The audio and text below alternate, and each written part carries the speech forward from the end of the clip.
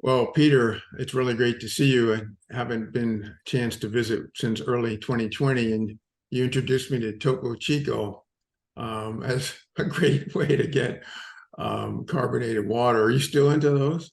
Very much so, yeah. Although I have a different drink today because well, I don't know why. I grab for different drinks. Yeah, well, it's kind of amazing, distinct from the rest of the waters, fizzy waters. At any rate, since that time, that memorable visit we had, you published an incredible book, Outlive, and I think it sold more than a million, well over a million copies, which is amazing. So congratulations. It's really Thank a you so much. great book, and you may have read my review, which I really thought it offers just a great information resource, and must have taken so many years to put it all together.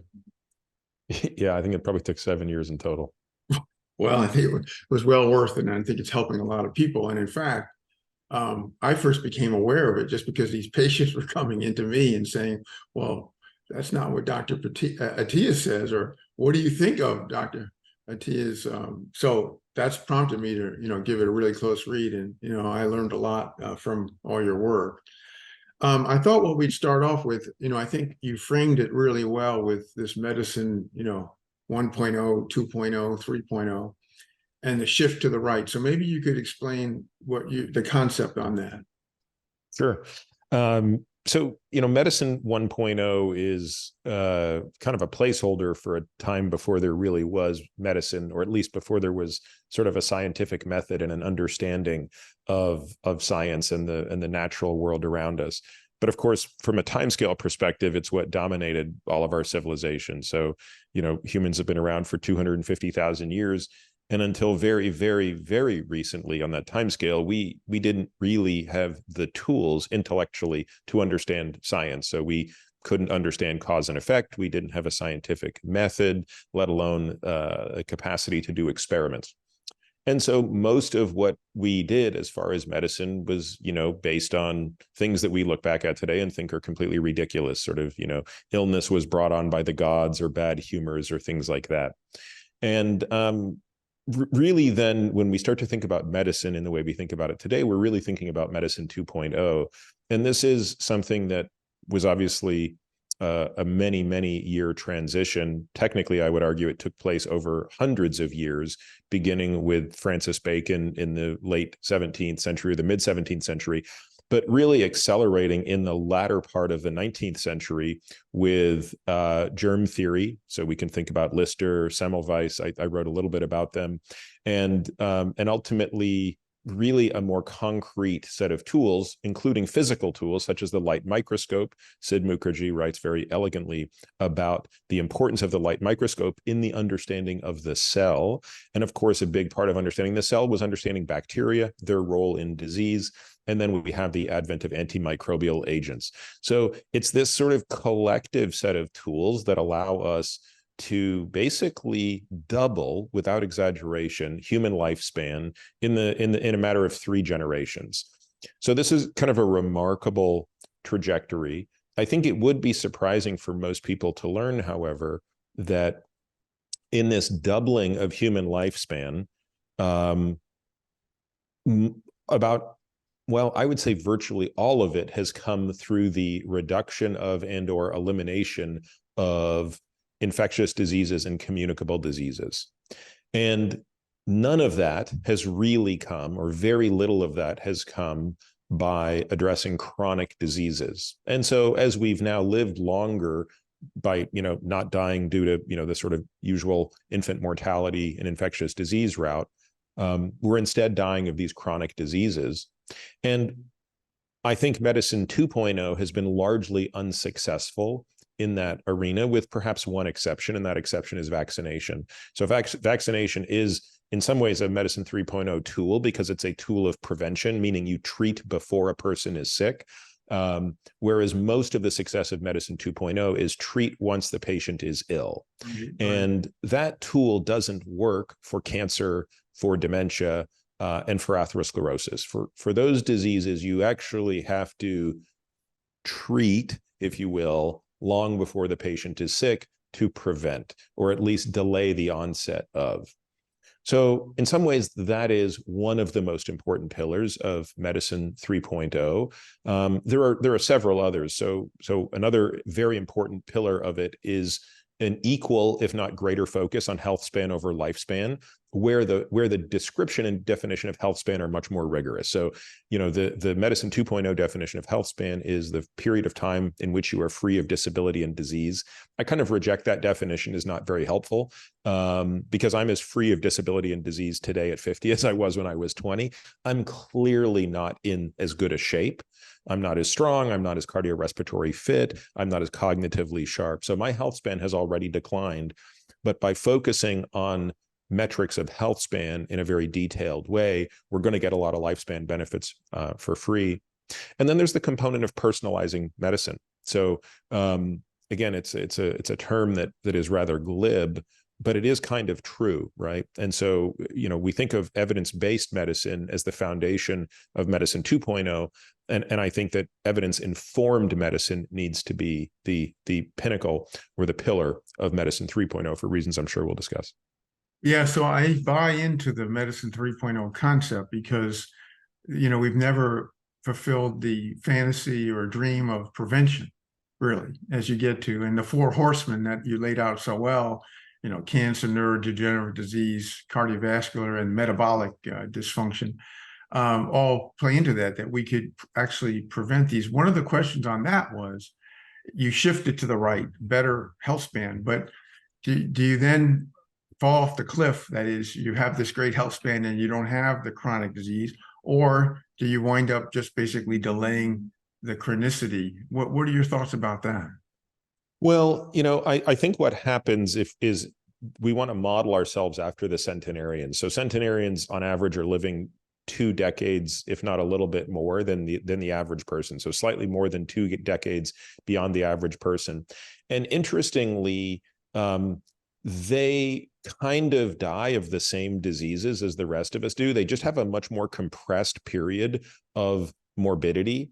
And they have this phase shift in time for the first brush with disease X. So they're going to die pretty quickly of cancer when cancer sets in. They just get cancer 20 years later on average.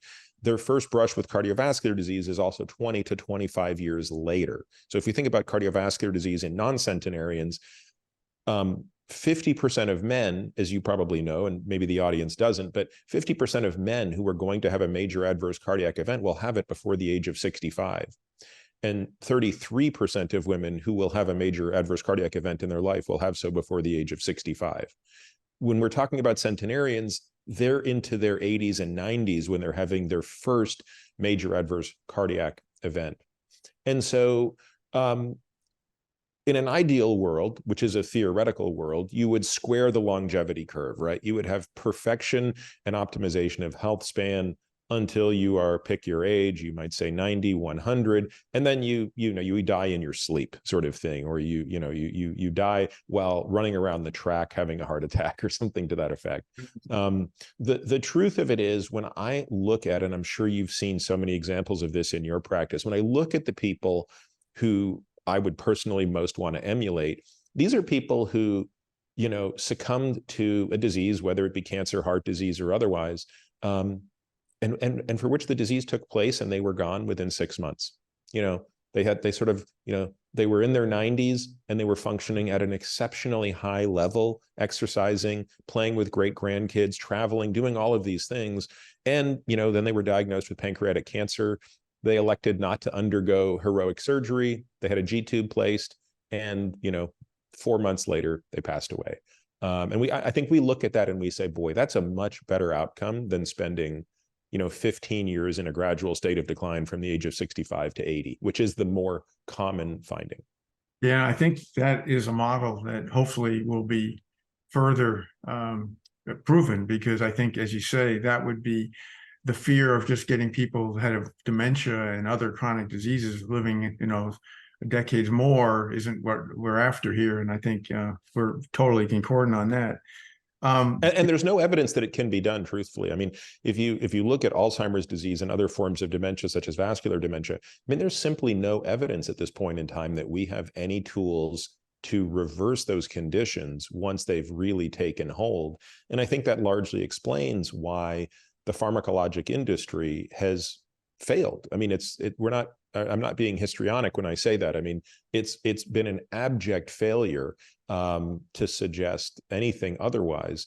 And again, that suggests that if we're going to do anything about the rising incidence of dementia, it's got to be at identifying the highest risk patients and taking the most significant preventive steps with respect to their metabolic health, exercise, sleep, even aspects of stress management and mental and emotional health. I mean, all of these things factor in, but the time to act on them is long before mild cognitive impairment or MCI sets in. Absolutely. You know, one of the things that you hit on so eloquently, you know, overall, the whole book is really an erudite approach, but the insulin resistance as a critical condition, which is thematic as to getting early to these. Yeah, and by the way, you know, all four of these major areas are the common threads get to that. And so you have used continuous glucose monitoring. I don't know if you still do, and you have centered on this, and you're aware that in the medical community, there's like a pre-diabetes is a myth. It shouldn't be recognized. It's you know, scaremongering. I mean, which is crazy. Can you sort out this? I mean, because it does seem like insulin resistance, and we're going to get into the GLP-1 drugs, is a big deal that's being largely ignored.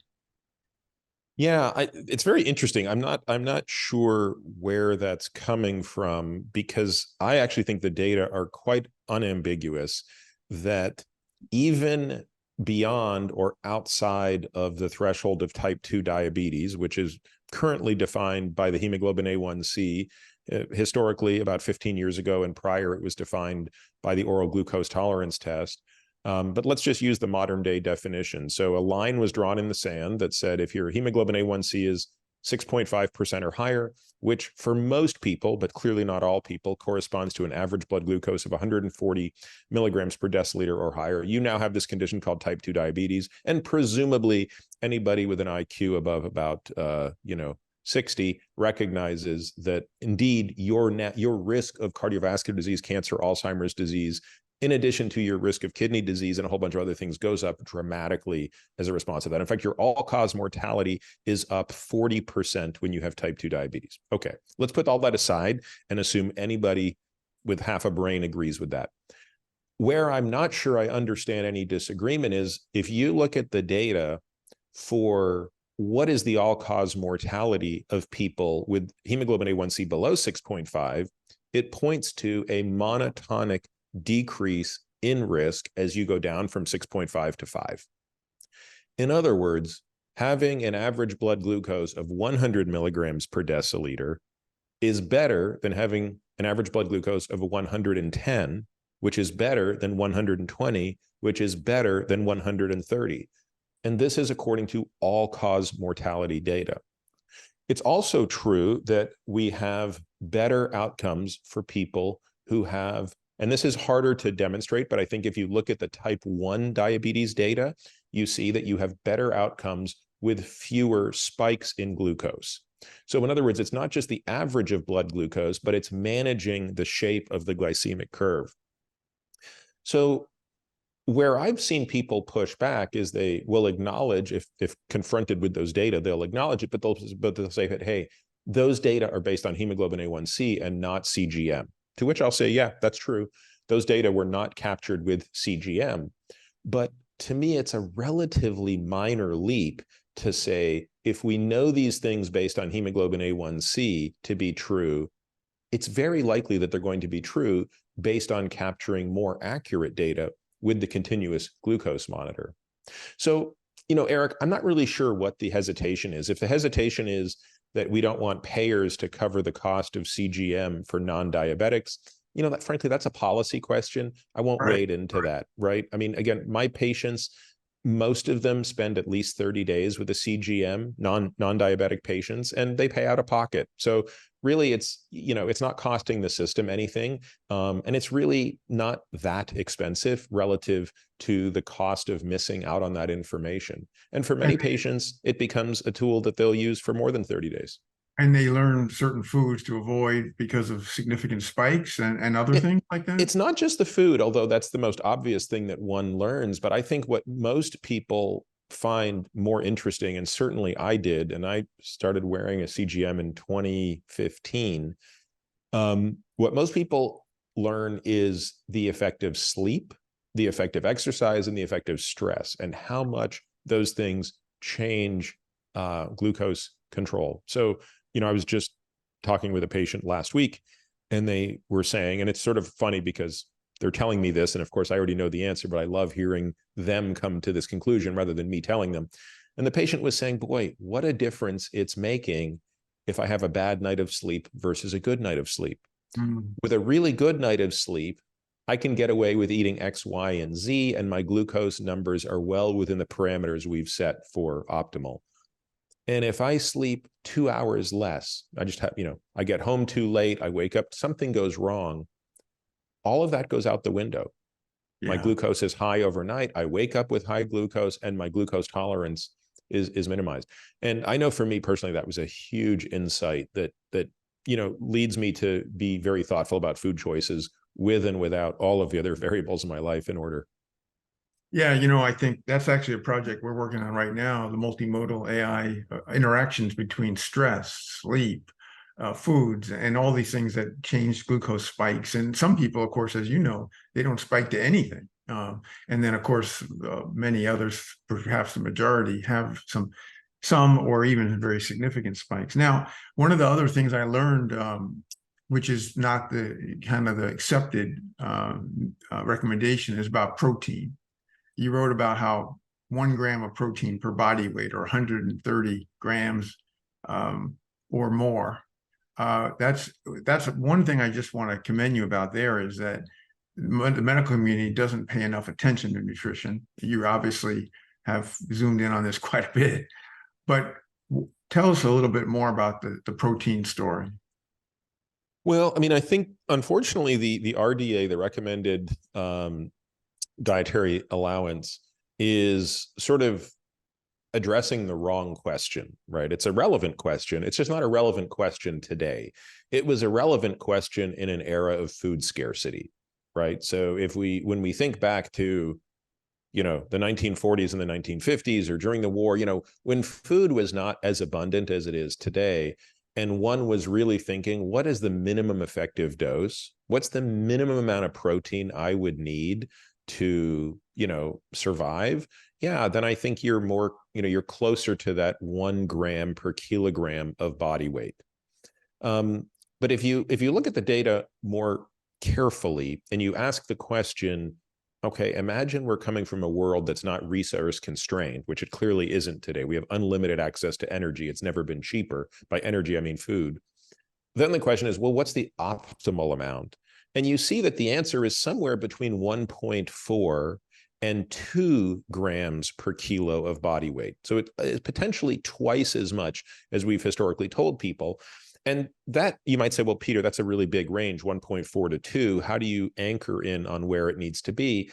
And again, I think this is where Medicine 3.0 can lend a hand, right? And it depends on a lot of things. It depends on your activity level. It depends on how much you're breaking down muscle on a daily basis, how active you are. It also depends on how old you are. So the older you get, the more anabolic resistance you have, meaning the more difficult it is to assimilate amino acids in muscle protein synthesis, and therefore the more of them you need. It also depends on the quality of those amino acids. So if a person is eating a vegetarian diet and they have to get all of their amino acids from plants, they're going to have a harder time reaching the thresholds for leucine, lysine, methionine, which would be some of the most important amino acids. And they're probably going to have to eat more total protein to hit their numbers. So all of these things factor in. And I would say the final thing that we look at is the overall balance of energy in the patient. So you heard me talk about it. You probably read that. I distinguish between people who are overnourished, undernourished, adequately muscled, and undermuscled. And that creates kind of a 2x2 that allows you to think about what do we need to do with energy restriction. And if a person is adequately muscled and overnourished, which by the way is, a reasonable subset of the population, then you can be a little bit more forgiving on allowing yourself to be at the lower end of that protein intake, because the goal is first and foremost to reduce total energy intake. Conversely, if a person is under-muscled and maybe even adequately nourished, you're going to push them to higher levels of protein intake. So, it's clearly an art more than it is a science, but the science is the piece that says muscle mass matters tremendously.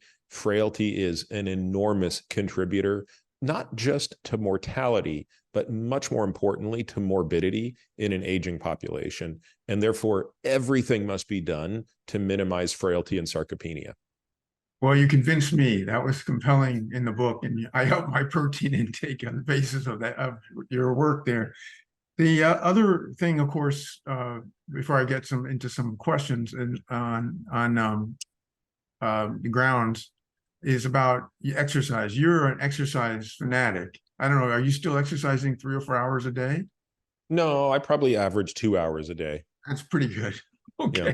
That's a little more than the average, I guess, though, right? Probably, yes. But it's great that you can do it and that you're committed to it.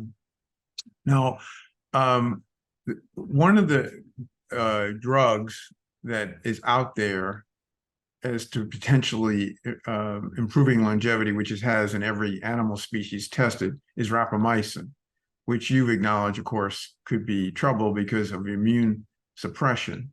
But it's a candidate drug. Even we're trying to look at it potentially for long COVID. It has a lot of good for mitochondrial function, as well as potentially for people with activated immune systems. But what do you think about, I guess you take rapamycin and advocate for patients? Yeah. I mean, probably 5% of our patients take it. So it's, I wouldn't say that we certainly don't use it in the way we would use, say, lipid lowering drugs, where we have a very strong position that's much more clear. But, look, rapamycin is a drug I've been studying for probably 10 years now, maybe a little over 10 years, actually.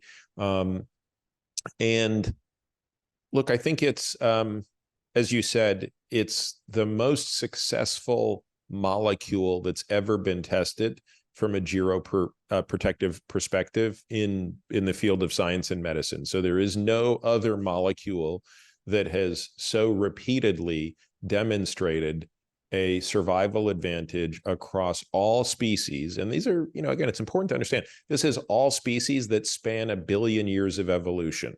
So if you go back and look at the effect of mTOR inhibition on yeast, on worms, on flies, and of course, more recently on all types of mammals, and also important models of mammals. So not just like the B6 mouse, but some of the more representative mouse models. Of course, Matt Kaberlin is now testing this in companion dogs.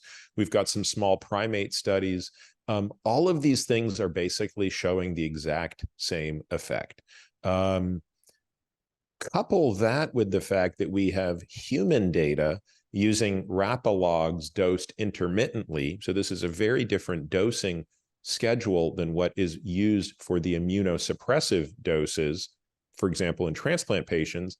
And we see the opposite. Now we see immune enhancement. And that's why in the book, I make a point of saying we've historically thought of rapamycin as an immune inhibitor. We're probably better off thinking of it as an immune modulator.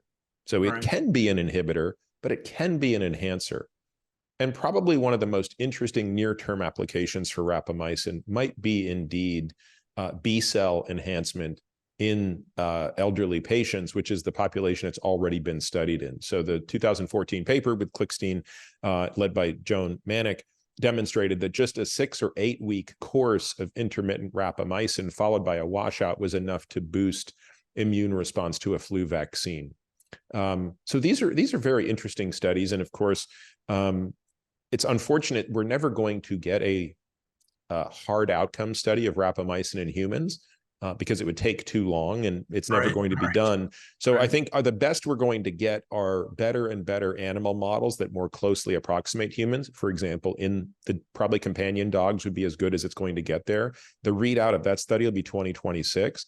And then the best thing we'll expect to see in humans are biomarker studies. Now, the problem is today we don't have really good biomarkers. Rich Miller at the University of Michigan has done some incredible work here, identifying a subset of biomarkers from the ITP mice. I would love to see that work replicated in humans and first begin with, hey, are we even able to measure these well in humans? And are we able to perturb them predictably without too much biologic noise? And if we can do those things, then it starts to get very interesting. But Eric, that's my belief as to how we will bridge the gap between where we are now, which is clearly rapamycin works for every creature, to where what would be very interesting to know is, does it therefore work in humans? Yeah, And it'll that's be not a really guarantee. interesting. Yeah, interesting how that plays out, because it has real potential. And also, of course, as you well know, it's about a dose story too. It's low doses versus, higher doses. And your point about immunomodulation is really important. The next thing I want to ask you about was the total body MRI.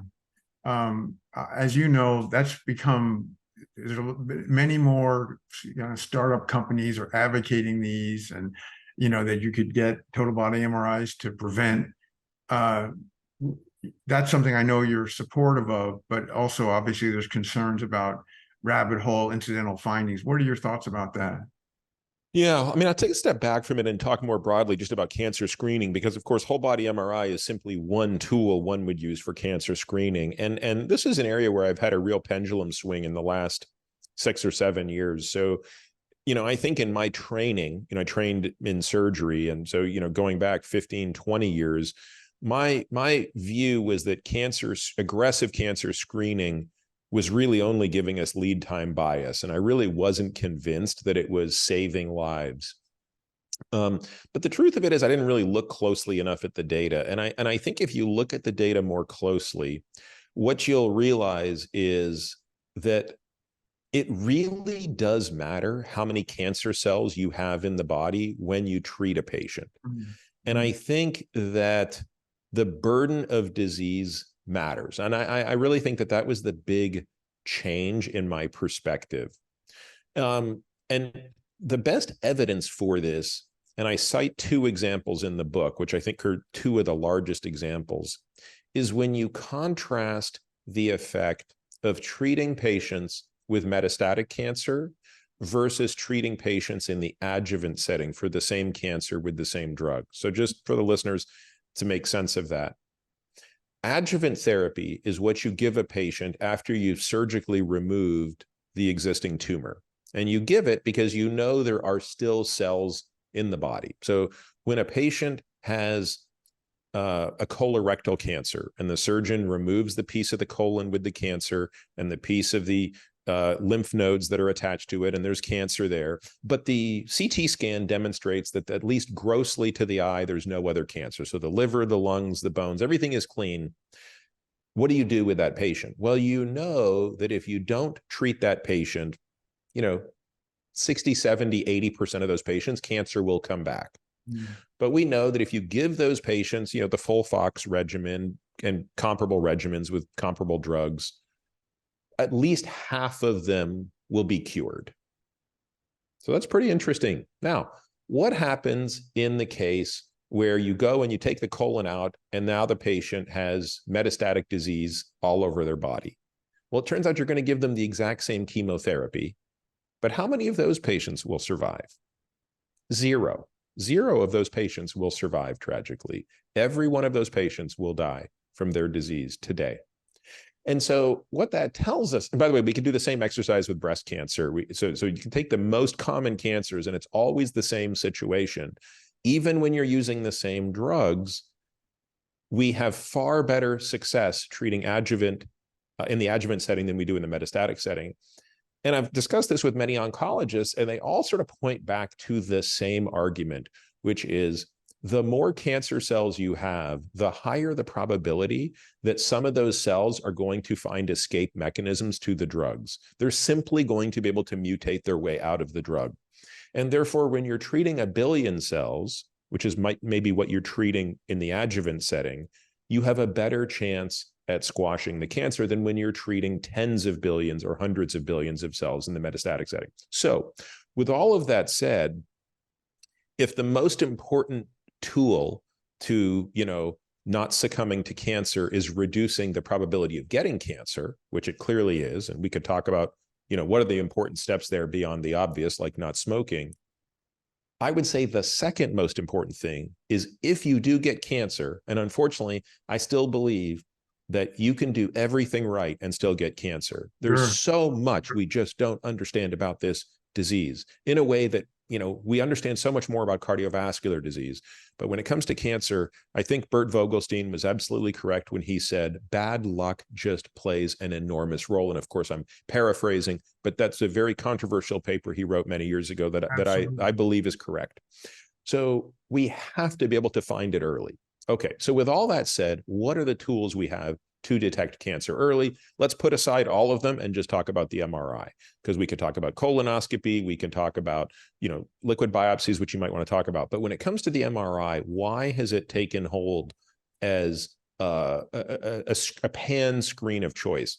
I think there's a couple of reasons, but the most important is it's not invasive and it has no radiation.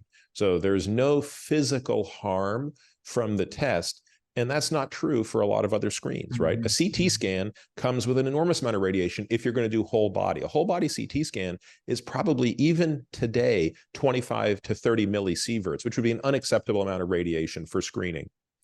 And of course, there are certain types of screening that are very important, but they come with risk, like colonoscopy. And MRI wouldn't displace that, but we take a slightly more measured approach to it. Whereas anybody can go and get this MRI if they're willing to pay, I don't know what the going rate is today. It's $1,000 to $2,000 probably for a whole body MRI. And obviously that's out of pocket. So let's get to your question now, which is, what are the advantages of doing this? What are the blind spots of doing this? And what are the down spots? Well, I'll tell you, this is what I say to every one of my patients. Every one of my patients, here's a 10-minute soliloquy that I give on sensitivity, specificity, positive predictive value, negative predictive value, and pretest probability. In fact, I've made a video out of it that I usually have them watch first, and then we talk about it so that they really, really get it. But what I want everybody to understand is every screening test has an intrinsic sensitivity and specificity, and then your pretest probability is what determines the positive and predictive value. And I say, here's the deal with MRI. It's a very, very high sensitivity test, one of the highest sensitivity tests we have, meaning if you have one of the cancers it's capable of detecting, so not a luminal cancer in an early stage, but if you have one of the cancers it's capable of detecting, it's very likely to detect it. Conversely, it has one of the lowest specificities of any test we can do. What that means in English is it's very bad at distinguishing between cancer and non-cancer in terms like it's going to cause a lot of false positives. Right. So then I show them, here is your pretest probability of having cancer. And we have a little model and I plug in the sensitivity and the specificity. And by the way, we can improve the specificity greatly using diffusion weighted imaging with background subtraction.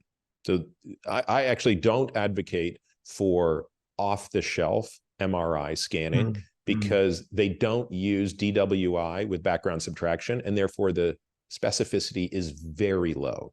So we can really increase the specificity. It's still lower than you would like using diffusion weighted imaging with background subtraction. By the way, that's what makes, for example, multiparametric MRI for the prostate such a valuable tool.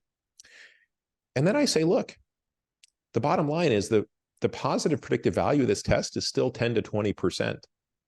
That means in English, if there is a positive finding, it is much more likely to not be cancer than to be cancer. And we are going to be on a little bit of a goose chase going after it. And where MRIs are especially weak is in glandular tissue. This is their Achilles heel. All right. And so is there a likelihood we're going to see a thyroid nodule that is totally irrelevant? Yes. And I say in our experience, I would say 1 in 4 patients who undergoes a whole body MRI, maybe 1 in 5, ends up needing to do a follow-up study like a thyroid ultrasound just to chase something down, or at a minimum, they need to do another scan a year later to follow something that is almost assuredly nothing like an adrenal adenoma, but just to make sure it's not growing. Right. And based on that, Eric, about 10 to 20% of my patients just elect not to do it. They're like, that's not for me. And I say, great, like, know thyself. If it's for you, I want you to go in eyes wide open. And if it's not for you, I want you to, know that you're not doing it and why you're not doing it. But I think that the reality of it is, and where you and I probably share a concern is, I think it's very dangerous for patients to go into this without an advocate. Yeah. And I think, so what I don't fancy is the idea of patients who just go into this without a physician who's there to be able to do with them what we can do with our patients, which is help them make a very informed decision. And just as importantly, walk them through the morass of follow-up should an incidentaloma show up.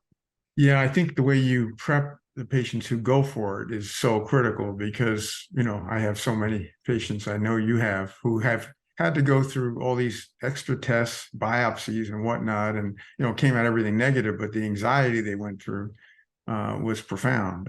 So Yep. That's great how you positioned it.